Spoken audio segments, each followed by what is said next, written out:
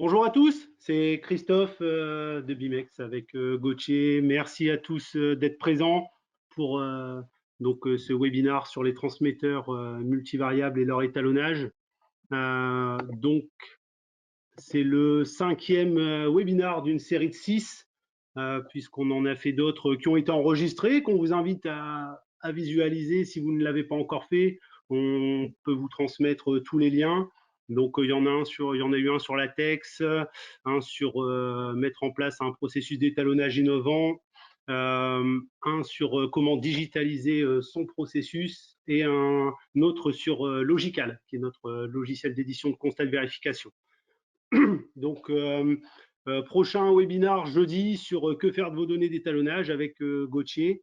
Et on vous rappelle notre blog, notre chaîne YouTube, d'ailleurs avec une nouvelle vidéo sur le MC6T qui est disponible depuis 2 jours, et toujours notre trentaine de livres blancs sur la métrologie industrielle. Pourquoi ce webinaire sur les multivariables?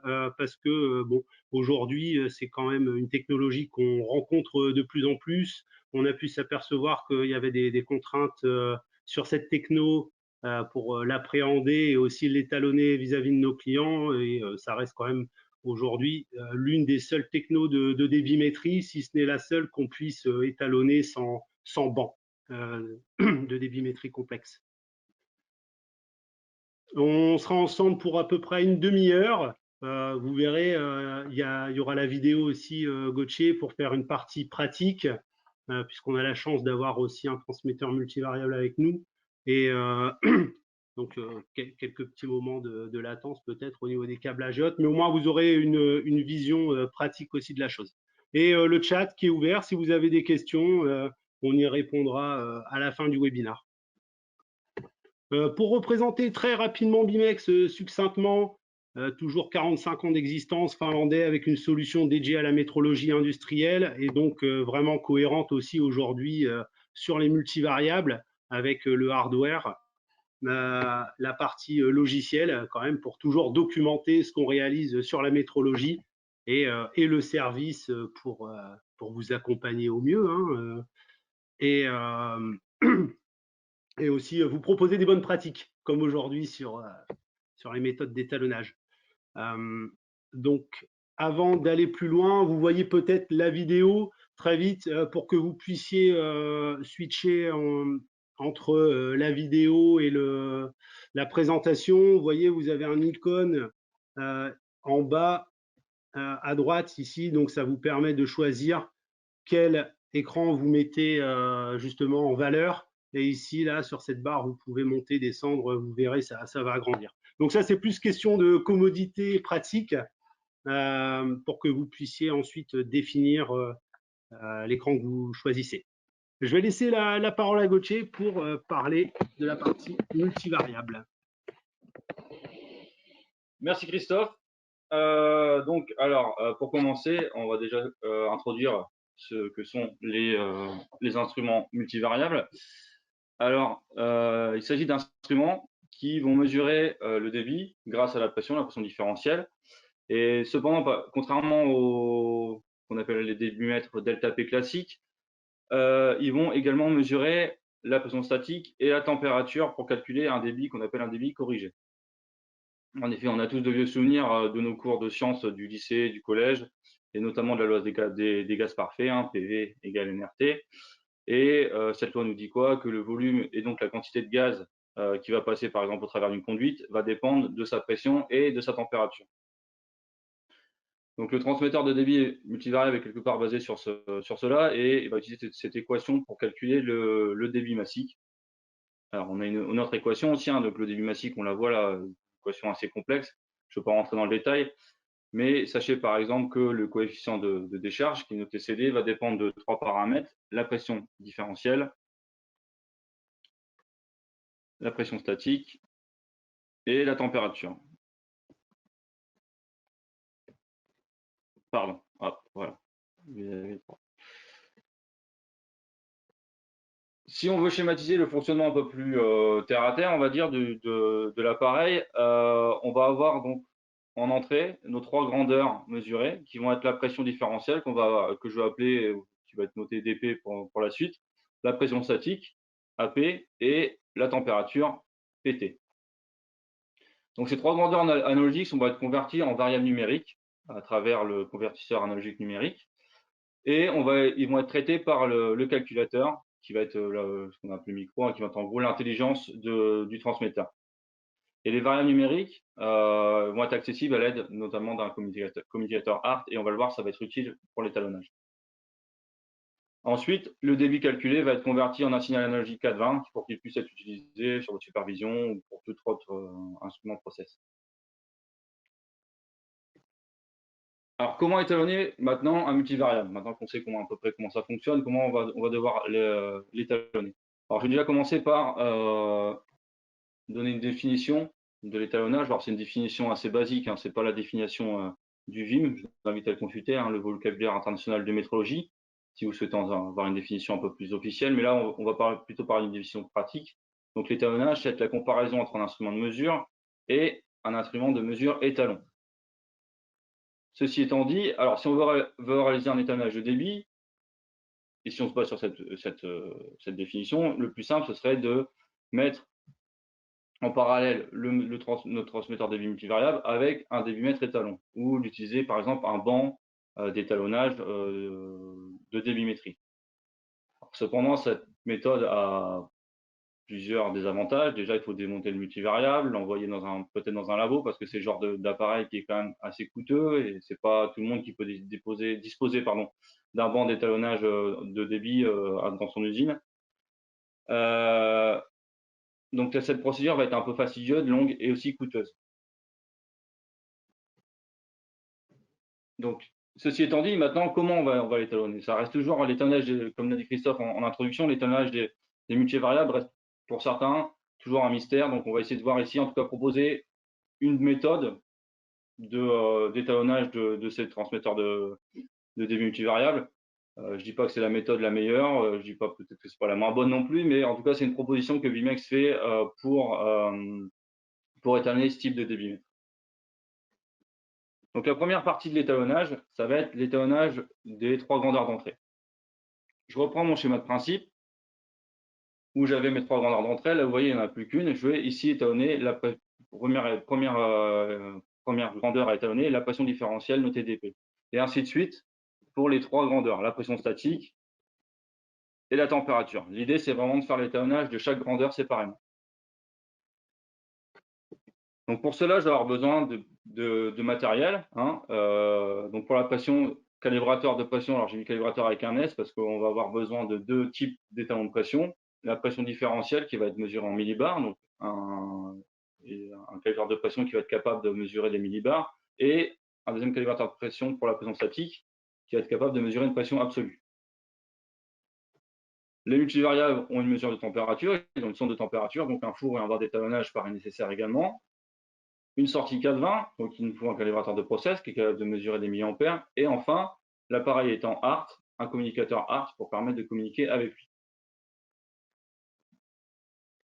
Comme vous savez peut-être, chez Bimex, donc le MC6 va être capable, lui, en tout cas, si on met de côté la température, de pouvoir faire de la pression, 2 milliampères et aussi communicateur ART. Donc le premier test, la pression différentielle, que je vais réaliser ici en 3 points montée-descente. Bon, 3 points montée-descente parce qu'encore une fois, c'est un webinaire, ce serait bien que ça aille un petit peu vite, donc on va pas faire 5 points, mais dans l'idéal, peut-être que 5 points serait plus adapté. Montée-descente, pourquoi? Parce que c'est de la pression et c'est toujours bon, comme c'est un élément mécanique, de faire une montée et une descente pour vérifier l'hystérésis. Je me suis mis une EMT de 1% de la pleine échelle et je vais faire le test de 0 à 70 millibars. Donc j'utilise mon MC6 qui va être relié avec une pompe sur l'appareil et je vais venir mesurer et communiquer avec l'appareil en ART. Pardon. Le deuxième test, la pression statique, pareil, 3 points en montée-descente avec une UMT de 1% de la pleine échelle et là, l'échelle sera de 0,99 à 1,2 bar. Et le montage est similaire. J'utilise une pompe que je relie sur mon transmetteur et sur mon MC6 et je vais venir communiquer en ART également avec le MC6. Pour la température, alors ça serait la version idéale, hein, ça serait de pouvoir plonger la sonde de température dans un four, réaliser 3 points en montée, et encore une fois venir communiquer avec l'appareil pour venir vraiment voir ce qui mesure. Alors cependant ici, dans notre cas présent, encore une fois pour des raisons pratiques de démonstration, j'ai décablé la sonde du multivariable et je vais venir plutôt simuler la température. On sait que c'est quelque chose qui peut se faire aussi parfois sur le terrain parce qu'il n'est pas toujours évident de démonter la sonde de température pour pouvoir la plonger dans un bain. Donc parfois ce qu'on fait, c'est qu'on fait comme je procède là, donc on éteint le transmetteur en simulant une température et on vérifie la sonde de température tout simplement au point de fonctionnement sur le process. Donc voilà pour le principe de base. Euh, Maintenant, au niveau pratique, donc je pense que vous me voyez tous hein, avec ma belle chapka Bimex. J'ai ici devant moi un MC6, ok, une pompe PGL qui va me permettre de générer la pression, dans ce cas de moins 400 puis 400 millibars, donc une pression assez basse, qui est intéressant pour la pression différentielle. Cette pompe est reliée avec un flexible en T sur le module de pression de mon MC6 et également sur mon transmetteur de débit multivariable. Je suis câblé ici, j'alimente et je communique avec l'appareil, parce que j'ai une alimentation ART qui est intégrée sur le calibrateur MC6, donc j'alimente l'appareil et je communique avec. Et le dernier câblage concerne la simulation de température.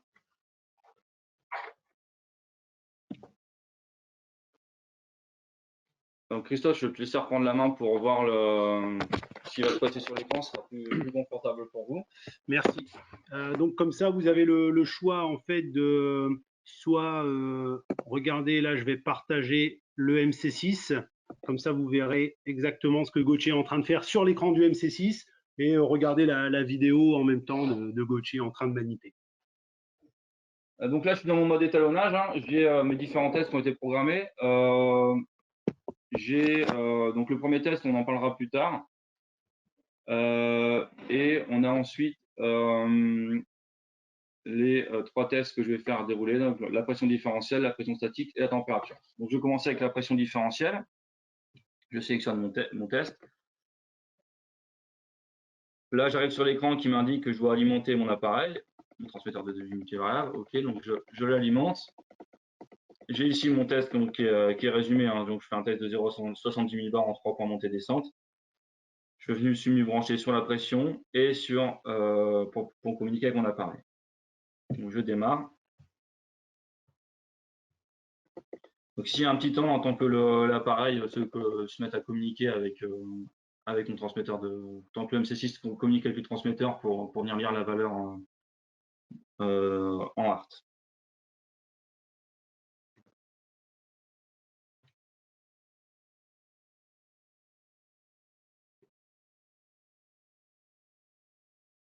Voilà, donc là, il a vu. Donc mon premier point, voilà, point 0. OK.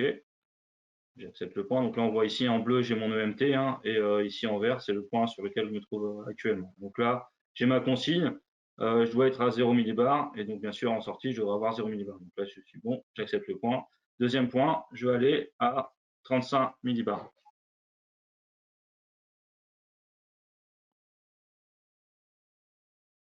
J'utilise la pompe. Une fois que je suis dans la zone grisée, hein, qui est en fait une zone d'acceptation de mon point, hein, donc qui est ici définie. En gros, j'ai le droit de me mettre à 35 millibars à plus ou moins 4%. Je suis stable, j'accepte le point et je vais passer au deuxième point à 70 millibars. Au dernier point d'ailleurs à 70 millibars.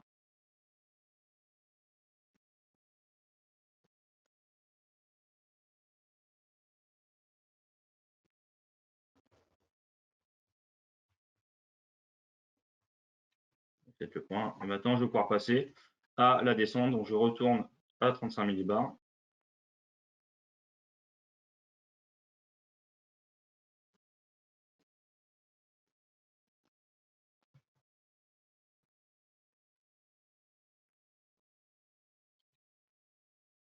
Et le dernier point, je retourne à 0.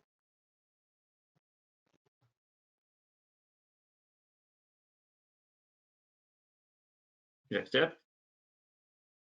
J'ai mon jeu en conformité, l'étalonnage, ma vérification est conforme. J'ai renseigné que c'était moi qui l'avais fait. J'ai un résumé sous forme de graphique hein, et sous forme numérique. je sauvegarde, avant ajustage, OK. Donc là, j'ai réalisé mon premier test, le test de pression différentielle. Deuxième test, le test de pression statique. Donc, une nouvelle fois, je vais venir communiquer avec mon appareil, venir mesurer la variable qui correspond, la variable ART qui correspond à la pression statique. Je valide.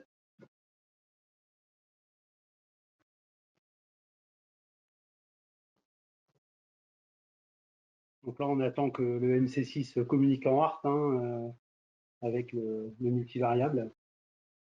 Je pense que vous avez tous l'habitude d'utiliser la communication ART. Vous savez qu'il peut avoir un certain temps de réponse.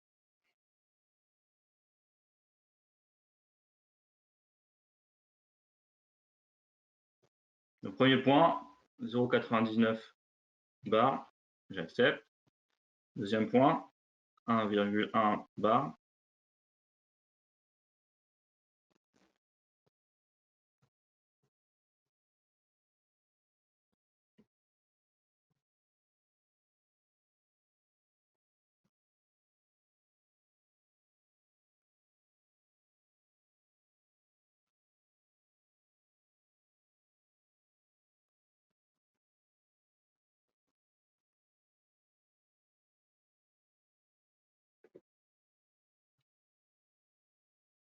Donc là, je suis en limite de plage, donc c'est pour ça que j'ai ce message qui m'indique que je suis un petit peu limite par rapport à la plage, le point que je m'étais défini, mais j'accepte quand même.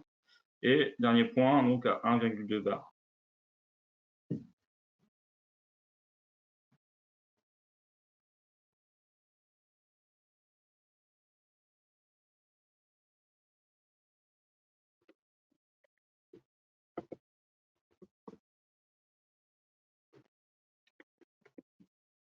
J'accepte. Et là, à la descente,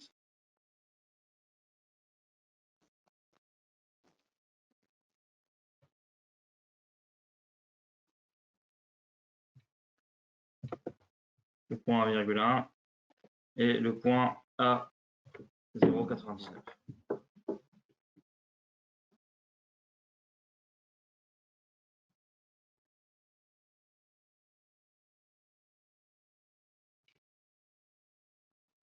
Et je suis conforme. Donc je sauvegarde, toujours avant ajustage. J'ai réalisé mes deux premiers tests en pression. Maintenant, je vais pouvoir passer au test en température. Toujours pareil, je vais me mettre à communiquer avec l'appareil pour pouvoir venir lire la valeur ART. La différence ici, c'est que je ne peux pas utiliser la pompe, forcément pour la température. Et comme je vous l'ai dit, je n'utilise pas de four pour la démo. Et j'ai décâblé ma sonde et je vais venir simuler la température directement avec mon MC6.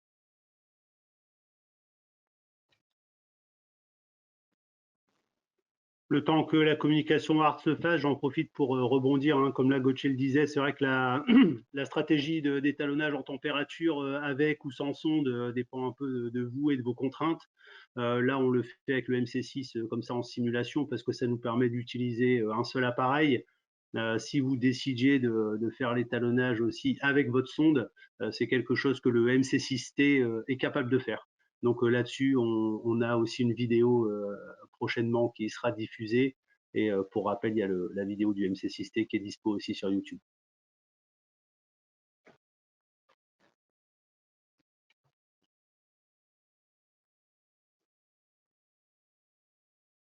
L'avantage, c'est que je n'ai rien à faire, parce que forcément la simulation se fait de manière automatique avec le MC6. Je n'ai même pas besoin d'appuyer sur trop de boutons ou de pomper. J'ai juste à attendre que le transmetteur se stabilise. Il y a un temps de stabilisation quand même, le dumping qu'il faut prendre en compte. C'est pour ça que j'ai mis, vous voyez, un timer qui se déroule. J'ai mis 30 secondes pour être sûr que le transmetteur multivariable ait le temps de se stabiliser.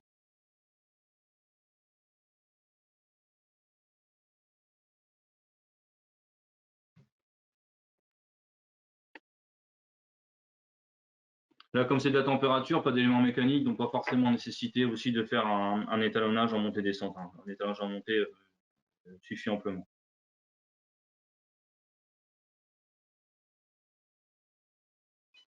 Surtout si on utilise un four, ça peut quand même être assez long de monter en température. Voilà, donc là, mon troisième test est réalisé. Je suis conforme.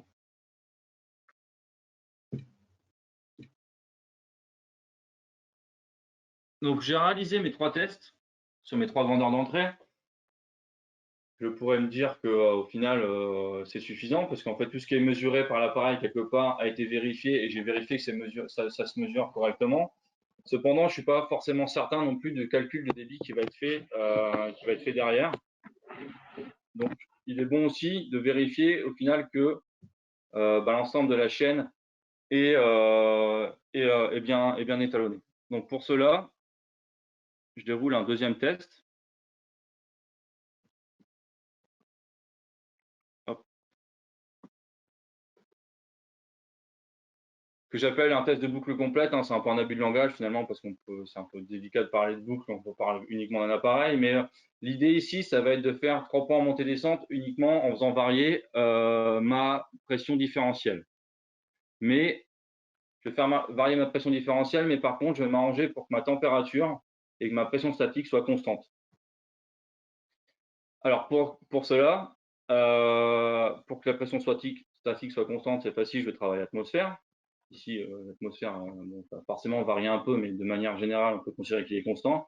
Et pour la température, je vais pouvoir soit plonger ma sonde dans un four, pour la maintenir encore une fois température constante, soit venir générer une température, générer via un calibrateur une température constante. C'est ce que je vais faire ici. J'utilise un calibrateur type MC2 qui va venir générer la température pour m'assurer que ce qui est mesuré par le transmetteur de multivariable est bien constant.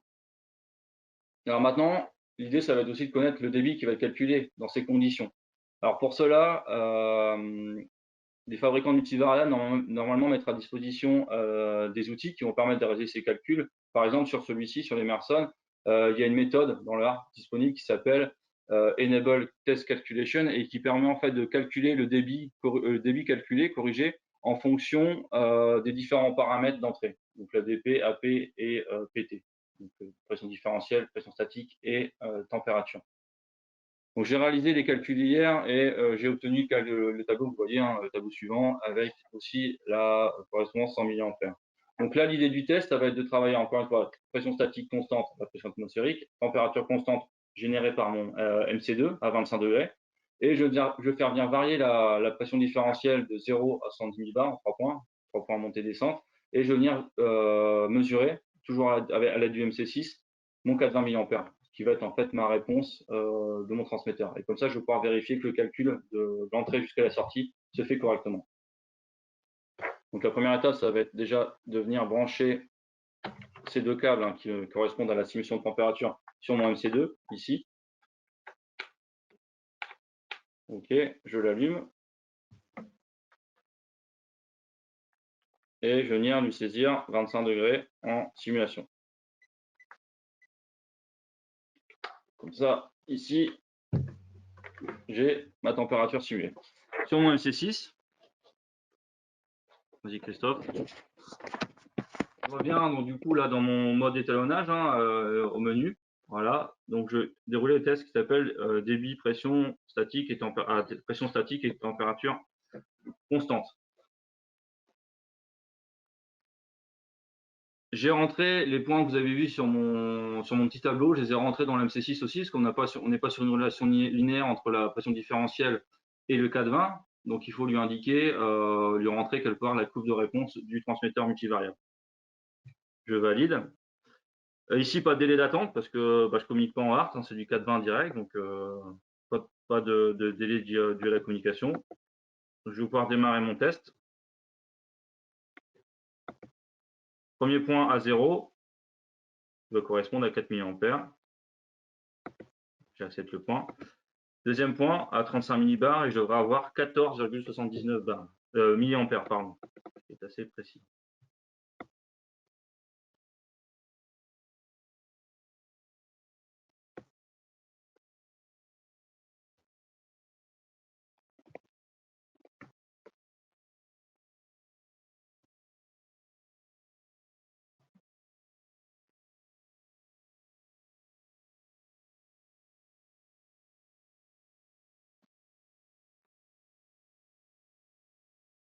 J'accepte le point. Et le point en haut d'échelle à 70 millibars.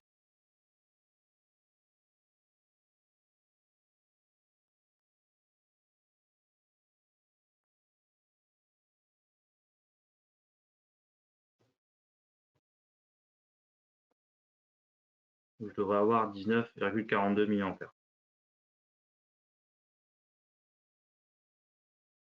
J'accepte le point et je fais la descente. Donc 35 millibars.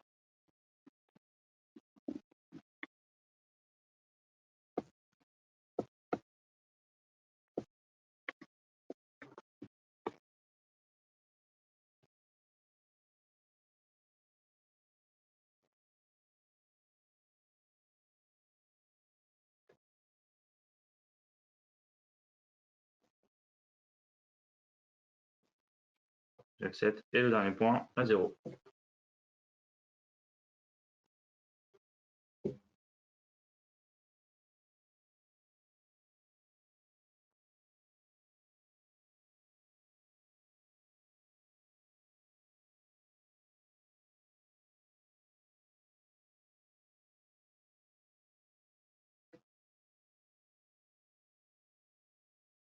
J'accepte. Je n'ai pas parlé de l'EMT ici, c'est vrai que je me suis mis aussi à 1% de l'échelle pour l'EMT.